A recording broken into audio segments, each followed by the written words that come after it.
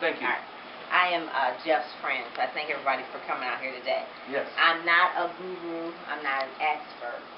What I am, and it's why I'm in the shrine, I guess, is I'm a reader, okay? And all of us here love books and can read. And so being a PR expert for many years, I saw things shifting. People weren't reading the newspapers as much anymore.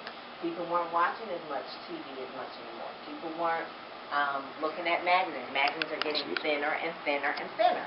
So what's going on? Watching CNN, you know what happens? Follow Larry King on Twitter. Follow such and such on Facebook. You know, Barack Obama had a press conference. It was on Facebook. Barack Obama was elected primarily getting the $5 and $10 over the internet, right? So at that point, you got to clue in. It's like, you know what? Something's shifting here.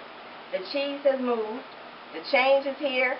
Barack talked about change. Barack was on YouTube. People were sending out email blasts. He was doing Facebook, LinkedIn, Twitter, MySpace. How many people have Facebook? Yes. No, you do. You've got one. What is Facebook? What is that?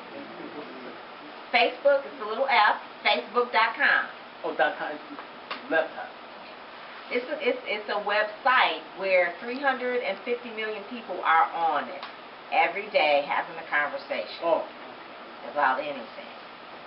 All right? And it's like the way that the world is. You know, Jeff was talking about Detroit doesn't have an economy anymore. There aren't any jobs in urban America. The jobs are really on the internet. That's the new economy. I brought a friend of mine who I call the guru, and everybody has to have a coach or a mentor or someone that's further along, is Ralph Claxton. And Ralph, raise your hand, Ralph. He's the #1 person that has the most amount of people following him on Twitter. Now, how many people have a Twitter account? Twitter.com, you got Twitter.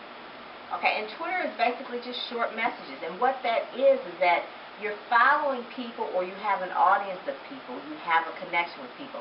Like today, we're talking, and we have a small group here, but we take this video, load it up on YouTube, and immediately we can have 400 or 500 people watching the same thing that you're watching.